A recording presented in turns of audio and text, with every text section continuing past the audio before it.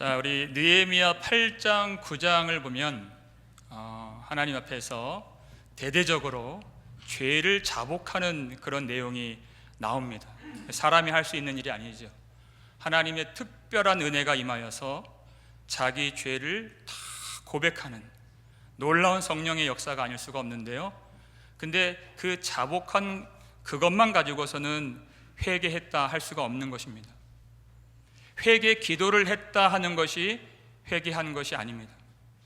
자복하고 나서 성령의 능력을 의지하여서 그 삶이 새롭게 되는 것, 그 삶이 개혁되는 것까지를 포함해서 회개했다 할 수가 있는 것이죠. 그리고 여러분, 교회는요, 성도는 한 번 회개했다고 되는 것이 아니에요.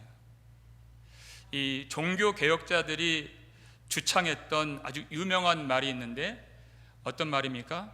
개혁된 교회는 항상 개혁되어야 한다, 이렇게 말을 했어요.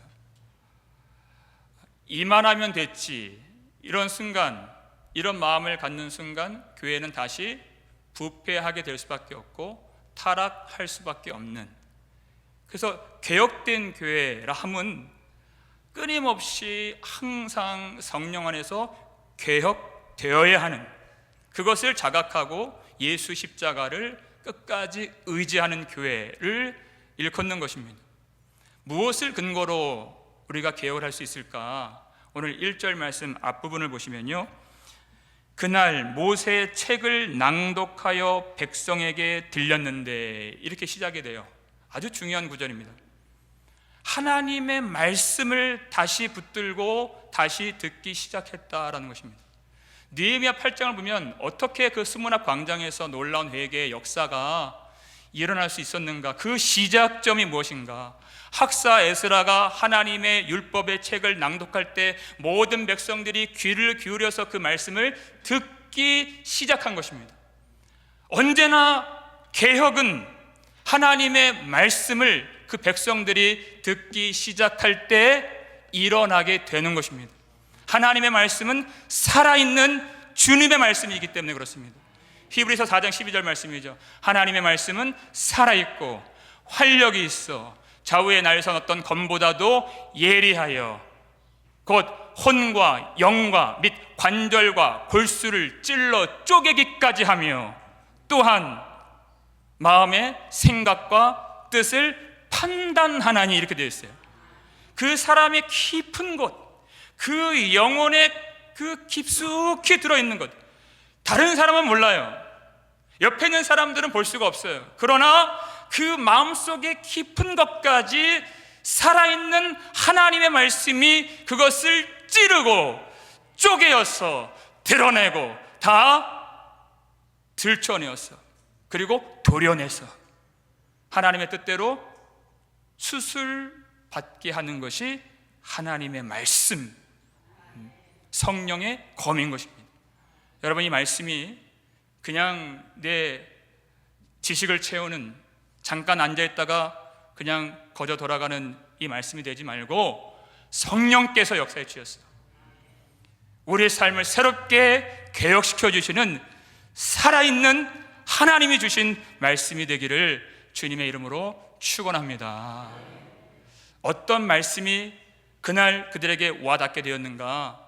이 1절 중간부터 보시면요, 그 책에 기록하기를 암몬 사람과 모압 사람은 영원히 하나님의 총에 들어오지 못하리니, 이렇게 되어 있어요. 하나님의 총에, 하나님의 백성들의 모임 가운데 암몬 사람과 모압 사람은 영원히 들어오지 못하리라 하는 이 말씀이에요. 신명기 23장 3절 말씀이죠. 왜 못 들어오게 하셨는가? 그 내용이 2절에 나옵니다. 2절 말씀은 함께 읽겠습니다.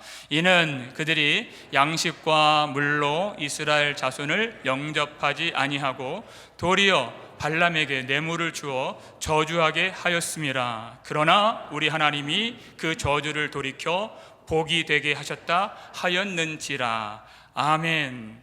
여러분, 암몬과 모압 자손은 어떻게 생기게 되었습니까? 아브라함의 조카 롯이 소돔이 멸망하고 난 다음에 두 딸들과 그 두 딸들과 결합해서 그 롯이 잘 때 그 딸들이 그 아버지와 관계를 맺죠. 그리고 나서 생긴 자손들이 암몬과 모압이에요. 그러니까 아브라함과 관련이 있는, 어떻게 보면 이스라엘과 형제 나라인 이 두 나라가 암몬과 모압이에요.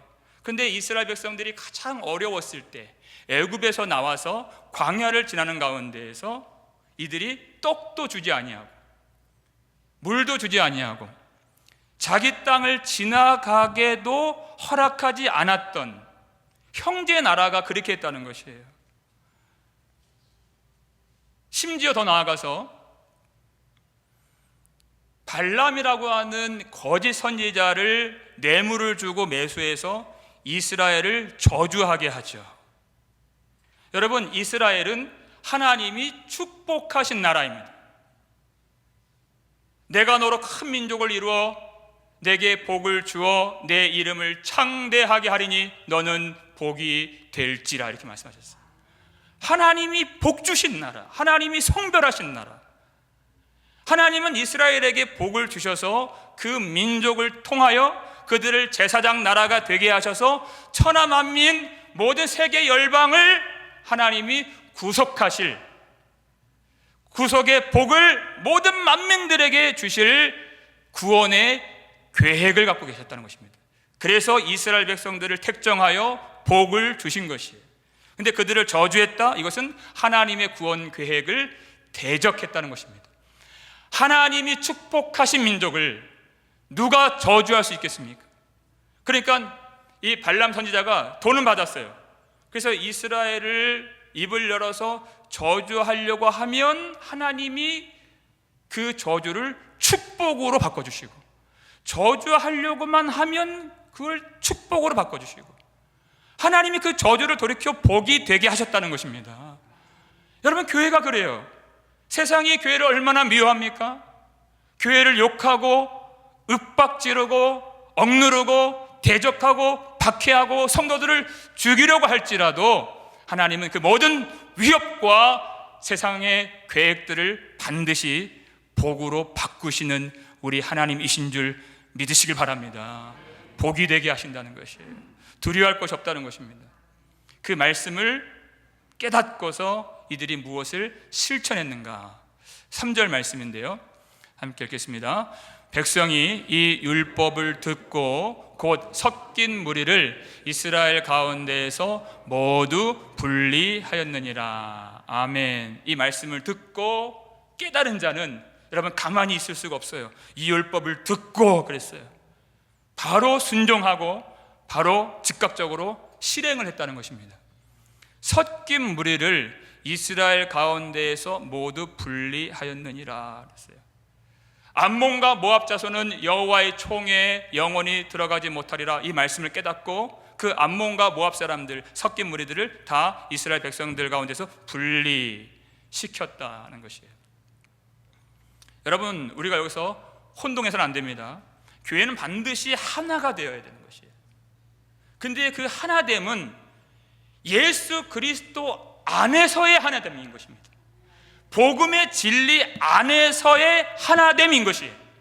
그 복음의 진리가 없는 자들과는 하나가 될 수 없는 것이에요. 오해해서는 안 된다는 것입니다. 사도 바울이 그것을 여러 번 가르쳐 주죠. 디모데후서 3장 5절 말씀인데요, 읽겠습니다. 경건의 모양은 있으나 경건의 능력은 부인하니 이 같은 자들에게서 내가 돌아서라. 아멘. 여러분, 바울은 항상 예수 그리스도 안에서 하나됨을 강조했던 사도예요. 그런데 이 같은 자들에게서 내가 돌아서라. 경건의 모양은 있으나 그랬어요. 모양은 있어요. 겉보기에는 너무나도 경건해 보여요. 교회에도 나오고 뜨겁게 찬송도 부르고 기도도 드리고 헌금도 하고, 그 겉모습은 너무나도 경건한데 그 실체에 경건의 능력은 부인하는 거예요. 하나님이 우리에게 요구하신 회개의 열매를 찾아볼 수가 없는 사람, 거룩한 삶의 실천이 없는, 교회에서는 경건해 보이지만 각자의 삶 속에서는 전혀 하나님 백성의 아름다운 그 거룩함이 나타나지 않는 그런 사람이라면 여러분 바로 내치는 게 아니에요. 성경을 보면 그들에게 복음의 진리로서 온유한 심령을 가지고 말씀으로 권면하라고 그랬어요. 그 죄에서 돌아서십시오 라고 권면하고 또 당회가 가서 권면하고, 그럼에도 불구하고 그가 고치지 않고 그 죄에서 돌이키지 않는다면 그들에게서 돌아서라는 것이에요. 여러분, 원래 이스라엘 백성들은 이방인들이라 할지라도 그들이 자기들의 신을 버리고 여호와 하나님을 섬긴다고 고백하면 그들 다 받아줬어요. 그런데 이 섞인 무리들은 돌이킨 자들이 아니었다는 것입니다. 회개한 자들이 아니에요. 여호와 하나님을 향한 신앙의 순수성을 여전히 회방하는 자들이었어요. 그저 자기의 사익 때문에, 유익 때문에 그냥 여기에 눌러 앉아있는 자들, 그들을 축출해내는 거예요. 여러분, 그 일은 결코 쉽지가 않습니다. 왜냐하면 이 섞인 무리들과 이 유다인들, 이 고관들이 다 결탁이 되어 있고 이해관계로 연결되어 있기 때문에 그들을 분리시키는 것은 참 어려운 일이에요. 그러나 신앙의 순수성을 지키기 위하여 거룩한 용기를 가지고 갈등이 있지만 거룩한 싸움을 감당하면서 그들을 분리시켰다는 것입니다. 그리고 시간이 지났어요. 이 4절 이후의 일은 한참 시간이 지난 이후의 일들이에요. 느헤미야가 그 놀라운 하나님의 은혜 속에서 개혁을 단행했다가 다시 페르시아로 돌아가는 거예요. 그때 느헤미야가 없었을 때 어떤 일이 벌어졌는가, 그 내용이 4절 5절에 나오는데 먼저 4절 말씀입니다. 읽겠습니다. 이전에 우리 하나님의 전에 방을 맡은 제사장 엘리야십이 도비야와 연락이 있었으므로. 아멘. 하나님의 전에 방을 맡은, 이 성전의 방들이 여러 개가 있었는데 그 방을 감독하는 권한이 있는 제사장 엘리야십, 이 사람이 누구랑 연락이 닿았어요? 도비야와 연락이 있었으므로. 도비야는요 암몬 사람이에요. 그리고 느헤미야를 쭉 보면 우리가 알 수 있지만 하나님을 대적하는 자이고 성벽 공사를 할 때 너무나도 심하게 회방을 놓았던 사람이 도비야예요. 그 하나님을 대적하는 도비야와 성전의 제사장이 그를 가까이하여서 연락을 주고받는 사이가 되었다는 것이에요. 이미 암몬 사람과 모압 사람은 다 축출하기로 결단하고 개혁을 단행했어요. 그런데 그 섞인 무리 중에 있는, 그 중에서도 가장 하나님의 나라를 조롱하고 하나님을 대적했던 도비야와 가까이 지내는 제사장이 있었다는 것입니다. 버린 줄 알았는데, 우리가 회개하고 그 죄를 끊어버린 줄 알았는데 그 죄 속으로 옛 삶으로 다시 돌아가는 일이 있을 수 있다는 것입니다. 다시 옛 삶으로 돌아가는 것이에요. 그것이 얼마나 어처구니가 없는 모습인가.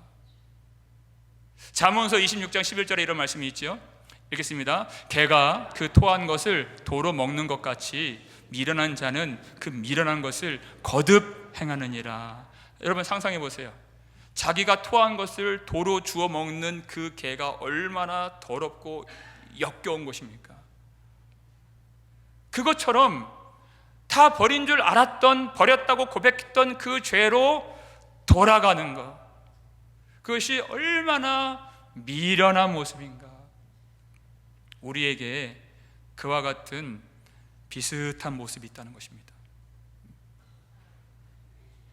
여러분, 성령의 은혜 가운데 예수를 믿을 때는 정말 마음이 뜨거워요.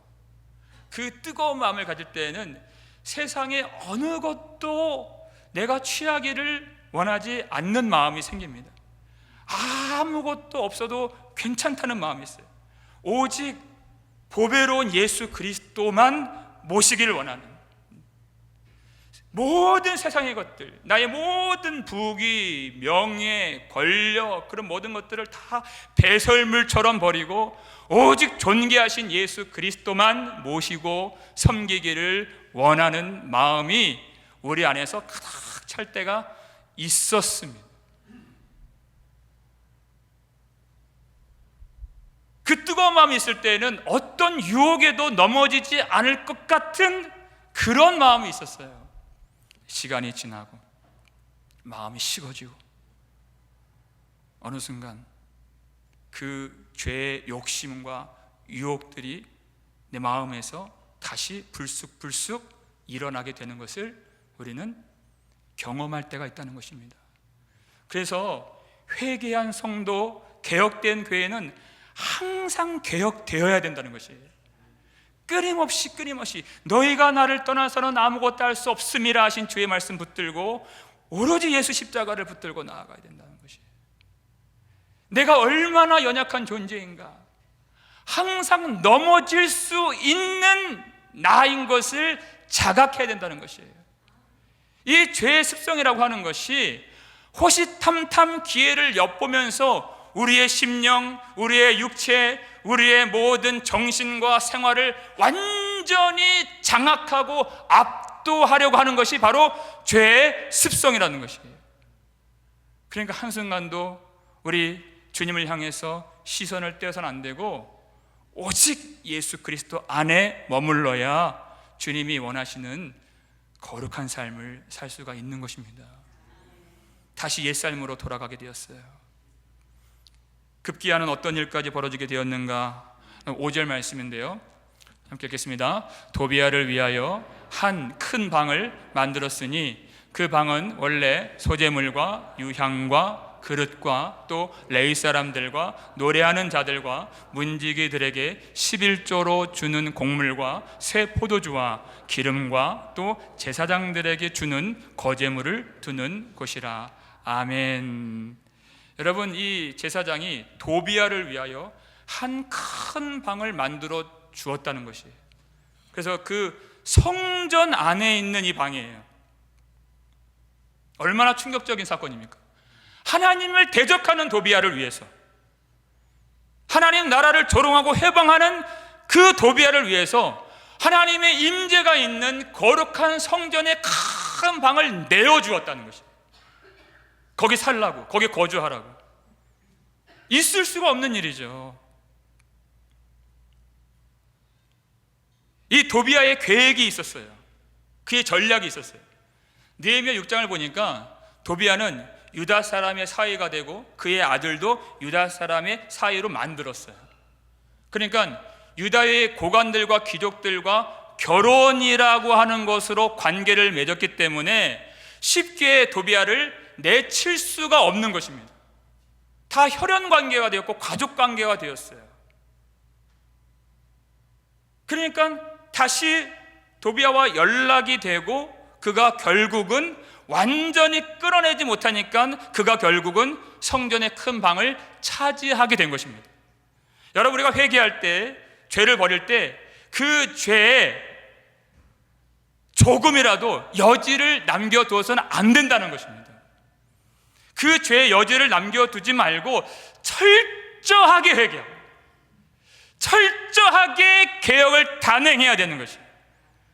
그렇지 않으면 죄가 다 버려진 것 같지만 조금이라도 여지를 남겨놓는다면 한 발짝 한 발짝 그 죄가 다가와서 결국 성전을 꿰차고 들어오게 되는 그런 일이 벌어지게 되는 것입니다. 하나님이 가나안 땅을 주실 때 여러 번 말씀하셨어요. 그 가나안 족속을 다 진멸하라는 것이에요. 하나님의 뜻이 있죠. 근데 이 백성들이 진멸하라는 그 말씀을 버리고 또 진멸하라고 하나님의 능력을 주셨는데 그것을 부인하고 가나안 족속과 언약을 맺고 그들과 동거하기를 선택했습니다. 그랬더니 그 남아있는 가나안 족속이 이스라엘 백성들을 항상 넘어지게 하는 가시가 되고 올무가 되었다는 것이에요.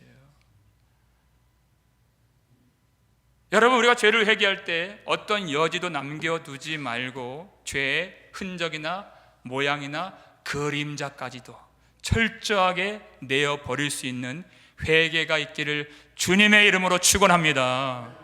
왜 도비아가 그 성전의 방을 차지하게 되었는가? 또 한 가지 이유가 있어요. 이 성전의 방의 원래 목적이 무엇이었는가?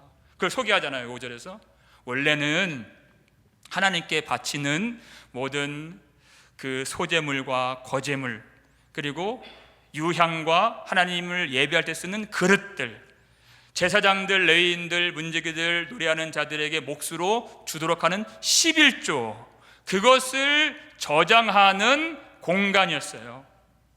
그래서 우리 지난 시간의 말씀은 뭐냐면 예배를 회복하기 위해서 11조 개혁을 단행했죠. 성전 곡감 맡은 자를 세우고, 백성들이 11조를 하지 않았는데 다시 11조를 거두게 해서 레위인들이 먹고 살도록 하게 한 다음에 예배를 회복시키는, 그것을 우리가 살폈어요. 그랬는데 그들이 회개할 때 우리가 다시는 하나님의 전을 버려두지 아니하리라 이렇게 결단을 했는데, 느헤미야가 떠나고 나서, 시간이 지나고 나서 그들이 옛 삶으로 돌아가게 된 것이에요. 그러니까 그 방이 다 비게 된 것입니다.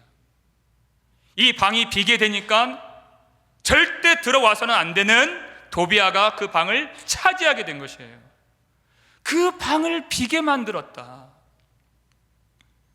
만약 그들이 하나님 앞에서 본인들의 의무를 잘 감당했더라면, 그래서 이 성전의 큰 방에 하나님께 드리는 예물로 또 헌신으로 예배로 가득 채워졌더라면 도비아가 들어올 수 있는 기회는 없었을 것입니다. 근데 이 방이 비워진 것이에요. 성경 보니까 하나님이 우리 자신을 하나님이 거하시는 성전이라고 하셨습니다. 여러분, 우리 마음속에, 우리 몸에 하나님이 반드시 거하시고 성령님께서 우리 속에 내주하셔야 되는데, 여러분, 우리가 주님을 온전히 모시지 않으면, 충만하게 모시지 않으면 그 빈 자리는 반드시예요.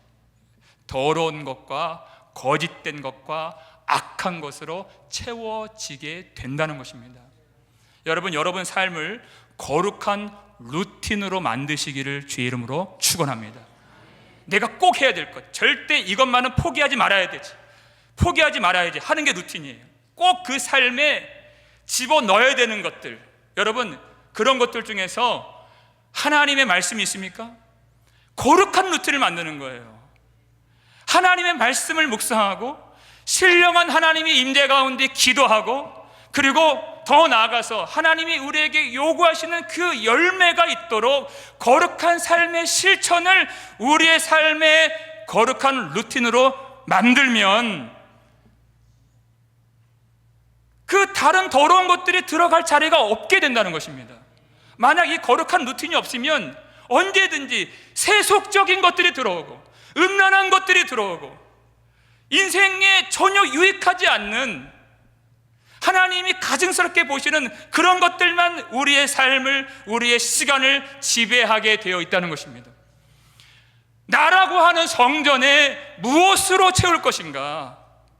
에베소서 5장 18절 보니까 술 취하지 말라, 이는 방탕한 것이니 오직 성령으로 충만함을 받으라 그랬어요. 예수 그리스도 보혈로 구속받은 하나님의 백성들은 반드시 성령으로 충만함을 받아야 된다는 것입니다. 우리는 무엇으로든 채워져야 하는 존재라는 것이에요.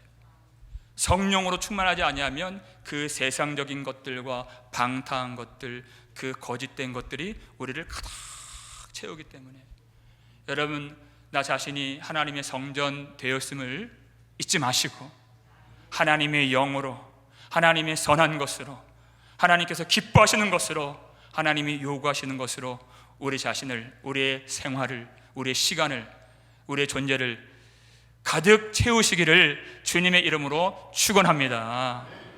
제가 6절 7절 읽겠습니다. 그때는 내가 예루살렘에 있지 아니하였느니라. 바벨론 왕 아닥사스다 32년에 내가 왕에게 나아갔다가 며칠 후에 왕에게 말미를 청하고 예루살렘에 이르러서야 엘리야십이 도비아를 위하여 하나님의 전뜰에 방을 만든 악한 일을 안지라 그랬어요. 느헤미야가 아닥사스다 왕을 만나기 위해서 페르시아로 건너갔어요. 그런데 그의 마음은 항상 하나님의 임재가 있는 예루살렘에 있었습니다. 그래서 그 왕에게 처음에 그렇게 요구했던 것처럼 제가 다시 예루살렘에 가기를 원합니다 간청했다는 것입니다. 그랬더니 그 왕이 보내줘요. 그래서 7절 보니까 예루살렘에 이르러서야 엘리야십이 도비아를 위하여 하나님의 전뜰에 방을 만든 악한 일을 안지라 그랬어요. 너무나도 충격적인 사실을 그때 그가 대면하게 되었어요. 도비아는 이제까지 성벽 재건을 그렇게 회방했던, 그리고 느헤미야를 죽이려고 시도했던 자예요. 자기가 떠나니까 그 하나님의 원수를 성전 큰 방에 모셔다 놓고 있는 그 모습이 얼마나 여러분 충격적인 일입니까? 있을 수 없는 일이에요. 이스라엘의 회복을 위해서 목숨을 걸고 헌신했던 느헤미야인데 다시 옛 삶으로 돌아가는 그 광경을 목도했을 때 그의 충격이 얼마나 컸겠는가. 우리 마지막으로 8절 9절 말씀인데요, 함께 읽겠습니다. 내가 심히 근심하여 도비아의 세간을 그 방 밖으로 다 내어 던지고 명령하여 그 방을 정결하게 하고 하나님의 전에 그릇과 소재물과 유향을 다시 그리로 들여 놓았느니라. 아멘. 어떻게 사람들이 이토록 변화가 안 되는가, 그렇게 생각할 수도 있죠. 왜 이렇게 변화가 안 되는가? 그가 근심하여 그랬어요. 그는 눈물로써 이 백성들을 섬기고 목숨을 걸고 이 성벽 재건을 위하여, 이 백성들의 회개를 위하여 헌신했던 사람이에요. 그렇게 모든 것을 쏟아 부었는데 다시 옛 삶으로 돌아가는 것을 보면 낙심이 되죠. 근심하여 그랬어요. 그런데 그의 근심은요, 이제 모든 것을 다 포기해야 되겠다라고 하는 낙심이 아니었다는 것입니다. 그는 그 순간 자기가 무엇을 해야 되는지를 깨달았어요. 하나님 앞에서 이 개혁된 교회를 다시 개혁하기 위한 거룩한 분노로 이어지게 되는 근심이었다는 것입니다. 내가 무엇을 해야 되는지, 그냥 절망에 빠져 있는 것이 아니에요. 그 성전 방 안에 있는 도비아의 모든 세간을 다 드러내고 다 꺼내어서 밖에 던져버리니라, 이렇게 하는 것이에요. 여러분, 세간살이를 밖에 던지면 어떻게 돼요? 와장창창창 뭐 깨지는 소리가 나고 그럴 거 아니에요? 여러분, 그 소리는 어떤 소리일까요? 도비아와 연락을 주고받고 연루된 그 제사장들을 책망하시는 하나님의 소리였을 것입니다. 그렇죠. 그리고 이 방을 깨끗하게 하라고 명령을 내리고, 그리고 원래 그 방에 있어야 했던 하나님을 예배할 때 쓰는 그릇과 그리고 예물과 소재물과 유향을 거기에 가득 채워놨다는 것이에요. 여러분, 우리가 교회를 볼 때 왜 이 교회는 이토록 변화가 안 되나, 온전치 못한 모습을 볼 때가 있고 참 여러 가지 어려운 상황들을 목도할 때가 있어요. 여러분, 그때 우리가 절망하지 않았으면 좋겠습니다. 소망이 없어 이렇게 낙심하지 않았으면 좋겠습니다. 그때 우리가 무엇을 해야 되는지, 우리가 해야 될 일을 성령께서 깨닫게 해주시기를 주님의 이름으로 축원합니다. 그렇게 말씀을 전했는데, 그렇게 눈물로 기도했는데, 그렇게 섬겼는데 왜 이것밖에 안 되나, 왜 변화가 안 되나, 여러분 낙심에 빠지지 마시고요, 개혁된 교회는 항상 개혁되어야 한다는 것을 알고서 내가 해야 될 일, 그 악한 도비아의 세간 사례를 다 끄집어내서 던져버리는 것이에요. 여러분, 나 자신을 보자고요. 나 자신을. 우리 마음에 방이 하나 있는데 그 방에 하나님을 거스르는, 하나님을 기뻐하지 않는 마음이 혹 있지는 않는가 보자는 거예요. 하나님께서 가증스럽게 보시는 우상과 탐심이 우리 속에 마음 한 구석 방을 차지하고 있지는 않는가? 주님을 모셔드려야 하는 우리 마음의 귀한 좌소 이 자리에 세상의 즐거움, 육신의 쾌락, 어떠한 중독과 욕심이 가득 들어와서 우리가 그것을 섬기는 것은 아닌가? 성령께서 그것을 보게 해 주시기를 주님의 이름으로 축원합니다. 우리의 힘을 할 수가 없지요. 그래서 우리의 자신을 거룩한 하나님의 성전으로, 깨끗한 성전으로 만드시기 위하여 십자가에서 피 흘려 죽으신 예수 그리스도 보혈을 의지하여 모든 우리 속에 있는 죄악의 세간살이들을 다 내어 던져 버리실 수 있는 저와 여러분 되시기를 주님의 이름으로 축원합니다. 그리고 성령의 능력으로서 원래 그 자리에 있어야 했던 것들이 있어요. 느헤미야가 하나님을 섬길 때 쓰는 그릇들, 그리고 예물들, 소재물들, 유향, 그것을 다 가득 채웠던 것처럼 하나님을 향한 예배가 성령의 능력으로 채워지고, 하나님을 향한 헌신이 다시 성령의 능력으로 채워지고, 하나님을 향한 아름다운 향내를 내는 사랑이 우리 속에, 우리의 삶 속에 충만하게 채워질 수 있기를 주님의 이름으로 축원합니다. 여러분, 이 말씀 보니까요, 다시 옛삶으로 돌아간, 말씀으로부터 멀어진 그 교회를, 그 성도를, 무너진 성도를 하나님이 다시 세워주신다는 것입니다. 베드로전서 1장 5절 보니까 하나님이요, 예수님 오실 때까지 자기 백성을 능력으로 보호해 주신다 그랬어요. 완전히 실족하지 아니하도록 참 하나님의 백성들, 거룩한 성도들을 능력으로 붙들어 주셔서 그 개혁된 교회가 계속 개혁될 수 있도록 아버지께서 우리를 지켜주시는 줄로 믿으시길 바랍니다. 우리의 힘으로 이 개혁을 단행할 수 없기 때문에 우리의 중보자 되신 예수 그리스도, 아버지께서 사랑하시는 독생자를 우리에게 내어주신 하나님, 그리고 오늘도 이 예배 가운데 말씀을 통하여 성령으로 우리를 새롭게 하시고 날마다 새롭게 하시는 하나님, 우리를 개혁시켜 주시고 날마다 개혁시켜 주시는 하나님의 은혜와 하나님의 영광과 하나님의 능력이 늘 함께 하시기를 주님의 이름으로 축원합니다.